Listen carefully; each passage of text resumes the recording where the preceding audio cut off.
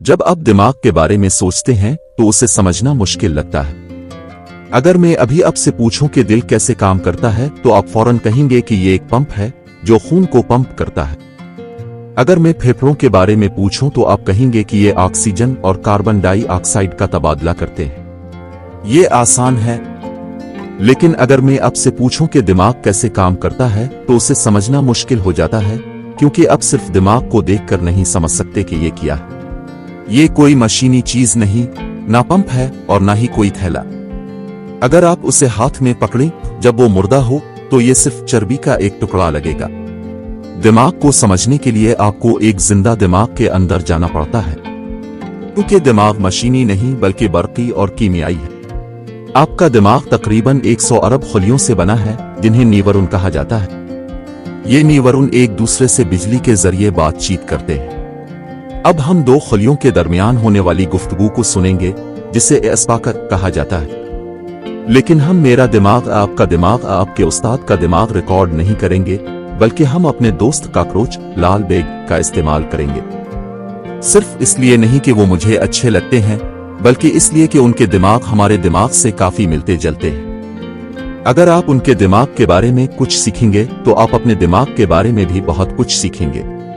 मैं उन्हें बर्फीले पानी में रख रहा हूं। सामेईन, ओ जी हां, अभी वो बेहोश हो रहे हैं। चूंकि वो सर्द खून वाले जानवर हैं, इसलिए वो पानी के दर्जा हरारत जैसे हो जाते हैं और इसे कंट्रोल नहीं कर सकते, तो वो बस ठंडे होकर साकित हो जाते हैं। उन्हें कुछ महसूस नहीं होगा, जो शायद आपको इस साइंसी तजुर्बे के बारे में कुछ इशारा दे।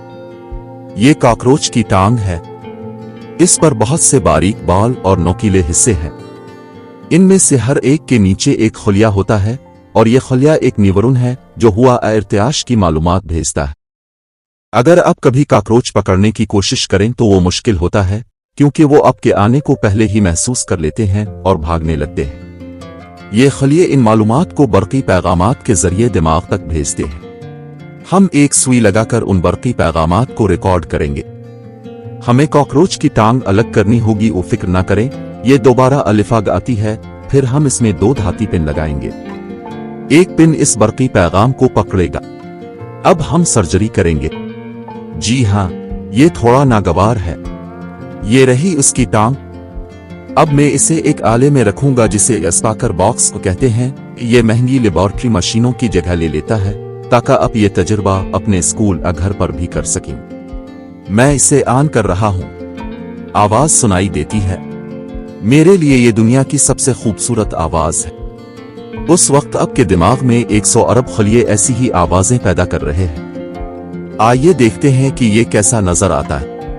ये जो आप देख रहे हैं उसे इरेक्शन पोटेंशियल कहते हैं। आपके दिमाग में इस वक्त अरबों खलिए इसी तरह सिग्नल भेज रहे हैं। ये खलिया हुआ की हरकत इर्तियाश को महसूस करता है।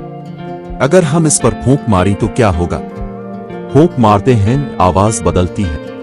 अगर मैं उसे ज्यादा दबाऊं तो आवाज में इजाफा होता है। इसे रेट कोडिंग कहते हैं। जितना ज्यादा दबाव, इतने ज्यादा बर्की सिग्नल। इसी तरह आप चीजों को महसूस करते हैं। दिमाग सिर्फ बर्की सिग्नल वसूल नहीं करता, बल्कि भेजता भी है। इसी से आप अपने उज़लात को हरकत देते हैं। अब मैं कॉकरोच की टांग में बर्की सिग्नल भेजूंगा। मैं इसे अपने फोन से जोड़ रहा हूं। जैसे आपके एयरबड्स में बिजली जाती है और आवाज पैदा होती है, वैसे ही ये बर्की रू यहां भी काम करेगी। मौसीकी चलती है, टांग हरकत करती है, सामीन हैरान होते हैं। आप देख रहे हैं कि ये 20 की आवाज पर हरकत कर रही है। बड़ी स्पीकर्स लंबी लहरें पैदा करते हैं, जिनमें ज्यादा करंट होता है, और यही करंट हरकत पैदा कर रहा है। ये तारीख में पहली बार हो रहा है कि इंसान बीट बॉक्स कर रहा है और कॉकरोच की टांग इस पर हरकत कर रही है।